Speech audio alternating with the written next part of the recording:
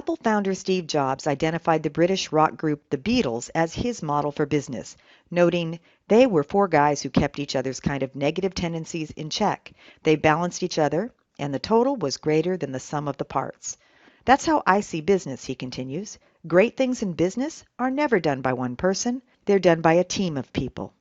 While many people complain about having to work in groups, especially when required as a class assignment, you can't get around the fact that, sooner or later, at some point in your academic or professional career, you will be forced to work in a task-related group.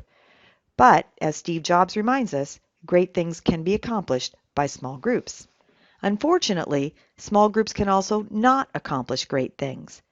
But a little attention to some details early could help your group in getting off on the right foot. This will allow you to more smoothly navigate the inevitable bumps in the road on your way to success. And this video lecture focuses on getting you prepared to work in a small group before you even start meeting with that group.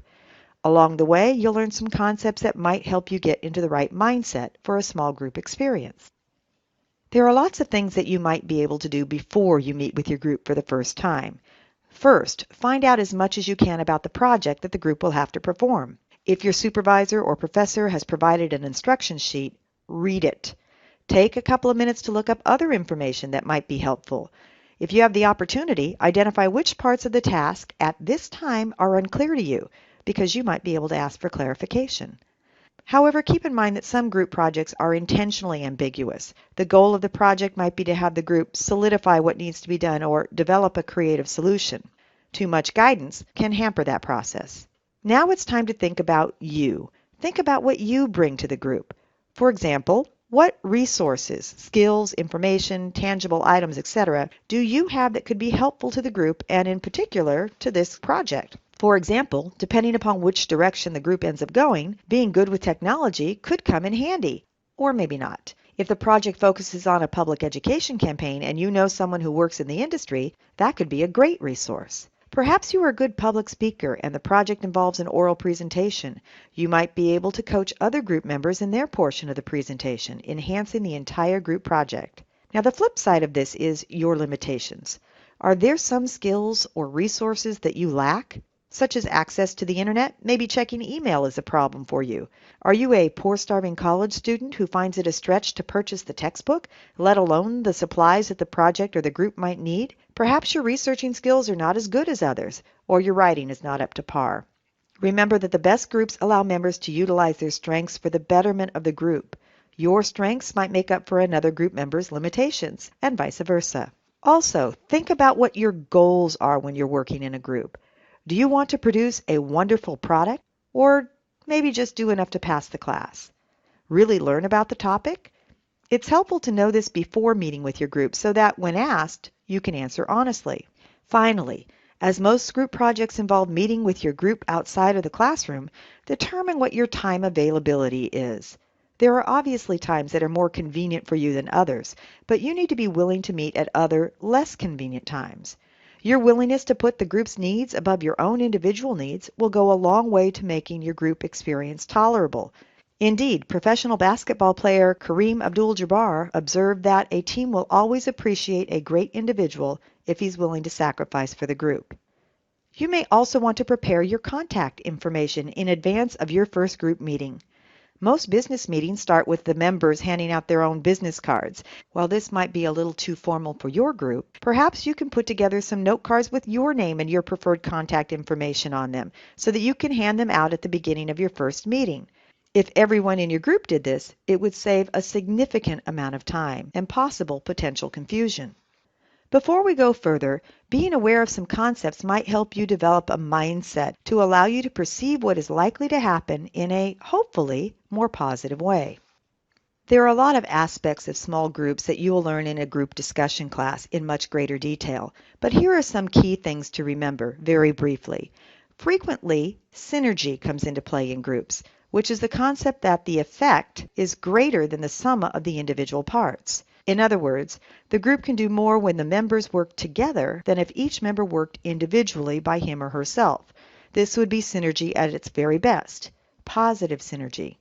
You can often do more as a group than as an individual because you can pool knowledge, develop more ideas, and divide up the work. Of course, Negative synergy can also result, especially when the group is dysfunctional, resulting in unproductive squabbling and defective decision-making. But hopefully your group won't experience negative synergy. Perhaps it helps to think of the old adage that the word team can be thought of as an acronym showing that together everyone achieves more. Keep in mind also that your group will go through various stages. In 1965, Bruce Tuckman identified 4 stages of a group's development. Forming is when the groups come to be. This video focuses on that stage, but knowing what other stages will follow should help you with your mindset as you go through the group process. There will be storming, or tension, or conflict. Sometimes this storming is mild, while other times it might be intense. Regardless of the form, conflict is not only unavoidable, but valuable. It is one of the reasons synergy occurs. The decisions made after a conflict has been productively managed are often much better than if the conflict had never occurred at all. Out of conflict, then, the group develops norms relating to the roles and responsibilities, procedures, acceptable and unacceptable behaviors, etc. The 4th stage, performing, occurs when the group is performing the tasks that are involved in actually completing the group project, such as researching, writing, designing, rehearsing, etc. This stage also relates to the discussion and decision-making that's involved in actually getting the work done. The model as shown implies that there is a linear process where forming comes before storming, which comes before norming, which comes before performing. But that does not always hold true. Groups often loop back around to the stages, such as when you're performing and conflict arises in the group, putting the group back into the storming stage. Another concept that might help you achieve a positive mindset is equifinality. Austrian biologist Carl Ludwig von Bertalanffy coined the term to describe the concept that there are many ways to get to a given end state. This reminds us that we can be flexible, that we can achieve the same goal through different means. We don't always have to do it my way. My way is not always the best way. In fact, our way may be better than either your way or my way, which takes us right back to the concept of positive synergy. Processing time. What are some of the things you can do to prepare yourself for your first group meeting? Does knowing about the stages of group development, synergy, and equifinality affect your mindset as you prepare for your group experience?